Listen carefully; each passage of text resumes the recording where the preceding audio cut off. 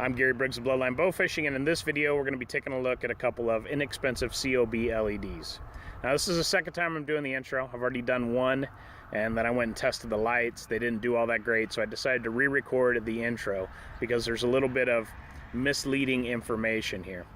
A fellow by the name of Josh Mostrom sent me a message on Facebook Messenger asking me if I tried a b.o.b COB. I had not. It was very inexpensive, less than $20, so I purchased one on eBay and I received it a couple weeks later from China. It came in this box, very poorly packaged.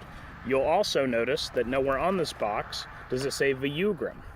I found that to be a little bit strange because I own 3 b.o.b lights, 250s and 100, and they all come excellently, is that a word? Packaged. A very nice box, and they're packaged well inside foam to protect them. So I thought that was strange. And I consider the b.o.b light to be about the best damn budget light. Keep in mind that it's not a bow fishing specific light. It is a porch light basically that we could use as bow fishing, but it's not a purpose-built bow fishing light. But the b.o.b is about the best out there for $30-ish. So when I got this, I was suspect of it immediately because it doesn't actually say b.o.b on it. And the light is chintzy. It's not, I mean, it's okay. It doesn't feel sturdy in your hand. It's got a weak bracket. Although the cooling fins are deep, the material is very thin. And to be perfectly honest with you, the light did not test all that great. It's not impressive whatsoever. Not worth the $20 I spent on it in terms of bow fishing. And then I put that up against my own COB. This is the assigned COB. I have 8 of these, well now 7, I took this off. 8 of these wired up on my bow, and I fished over these for last year. And although they don't test very well, I most certainly shot fish over them. This light is much better built than this light, and it tested a little bit better. It's just a more heavy-duty light. It's got a better bracket. It's just sturdier feeling in the hands. The only problem is it doesn't have stainless steel hardware, so that rusted on me, but that's an easy fix. So I wanted to talk about this before we even get to the testing. These lights did not fare very well. They're about as efficient as a high pressure sodium. So the entire point of going to LEDs is to be more efficient than high pressure sodiums. High pressure sodiums are still probably the best lights, purely for bow fishing. The color is great. Everyone says they have more intensity or they penetrate better. That's bullshit. All light travels at the same speed. No light's gonna penetrate any better. It's the color. The color is the difference. So that being said, these did not test all that well. I do not recommend these lights for bow fishing. Yeah, I just want to re-record this so it's not misleading to anybody. I don't think these lights, these style lights, should be used for bow fishing. But I did fish with Dustin Apple, aka White River Rambo, at the Worlds on his boat, and he had some COBs that were badass. So I'd like to try and figure out which brand specifically he bought and test one of his, because man, it was the closest thing to high pressure sodiums that I've ever been on, and it was a really impressive setup. So maybe I could talk him into sending me one of these, but again, they're not very impressive, but here's the rest of the test. Okay, on the jig we have the no-name COB labeled as a b.o.b on eBay. When it showed up, it had no brand name. And we have our amp meter and our lux meter. So let's see what we got.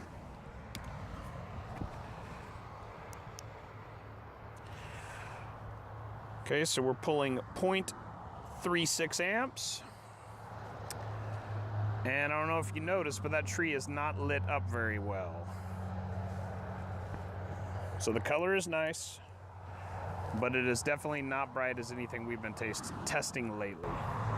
Okay, no-name LED COB is pulling 357 lux. 357. Let's do some math. 120.6 voltage times, what was it, 0.36 equals 43 watt light. Clear. Terrible lux of 351 divided by 43 watts equals 8.16, an efficiency of 8.16. That is truly awful. This light is garbage. Okay, so here we have the light clocked at a 45-degree angle. Right now I'm using a speed square. Going forward, I'll figure out some type of device that I can set the light up against that will ensure that it's at a 45 degrees, but this is the first one, so it's going to be a little rudimentary. So light at a 45-degree angle. All right.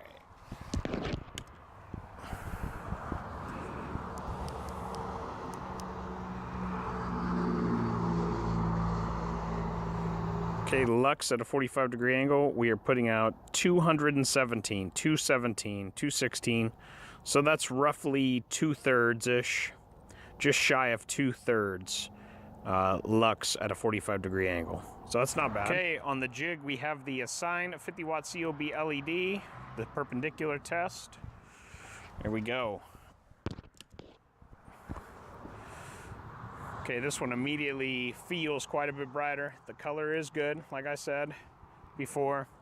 It's hard to pick up on a freaking video like this, but it is definitely brighter than the previous one. And let's see what we're getting for amps. 0.43 amps. 0.43 amps at 120.6 50-watt COB is pulling 432 lux. 432 lux. Here's the math. 120.6 times 0.43 amps equals 51.8 watts. So 432 lux divided by 51.8 watts equals 8.33. Yeah, it's not very good. Okay, here we have my own personal COB on the jig at a 45-degree angle using the framing square. Again, this will be better next time around. So here we go.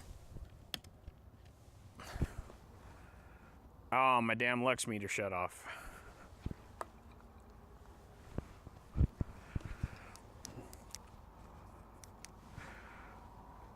Okay, so you see at a 45-degree angle that we're still going with pretty decent light past the light meter. So that was the point that Caleb was trying to make, that a true flood is going to fan light out wide, and that's what we're after. So let me get a reading at 45 degrees. It is testing at 240. 240 at 45 degrees.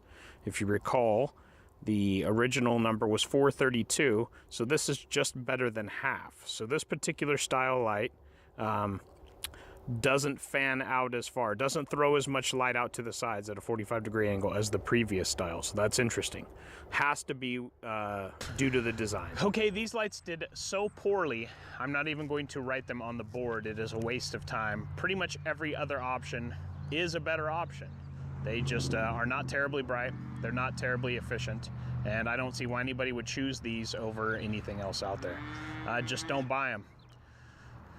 With that being said, please head on over to Bloodline Bowfishing TV. Join the BAA, they protect our rights as bow fishermen, and as always, please wear your personal flotation devices when you're on the water. Thank you.